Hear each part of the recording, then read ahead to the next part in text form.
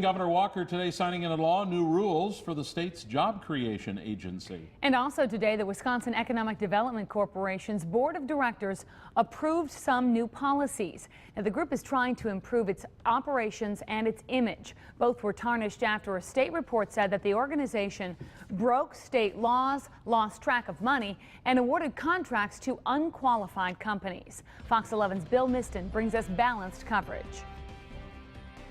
All those in favor signify by saying aye.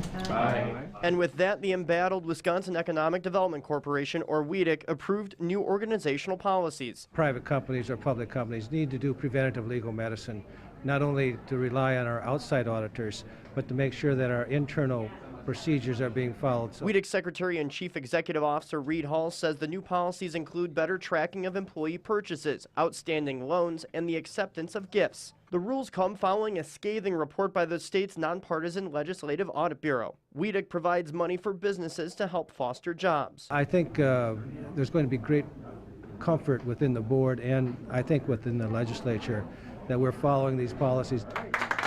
A guiding force of those policies is a bill Governor Scott Walker signed into law before the meeting. WLUK employees and board members are no longer allowed to participate in contract negotiations if he or she has a conflict of interest or can benefit from a contract award. Really a tremendous amount of effort. Walker, who serves as WLUK's board chair, says more rules will actually make it easier for companies to do business in Wisconsin. Instead of leaving a lot of wiggle room, having a clear policy for each of those steps and for potential conflicts, my hope is it'll actually speed the process up. Governor Walker created WLUK to replace the State Department of Commerce. The governor said the agency would help the state reach his campaign goal of 250,000 new jobs by the end of his first term. But according to a June report from the U.S. Bureau of Labor Statistics, the state has only produced about 62,000 jobs during Walker's first 2 years as governor. State Assembly Minority Leader Peter Barca, who is critical of WLUK after the May audit was released, says he supports the policy changes. Barca is also a WLUK board member.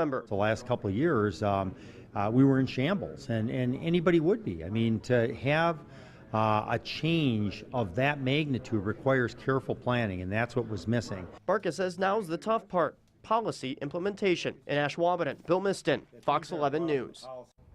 Now, the WLUK board is also asking state lawmakers to pass legislation that would give it more say in hiring and firing its top officials. Meanwhile, the Legislative Audit Bureau continues its fiscal investigation of the agency.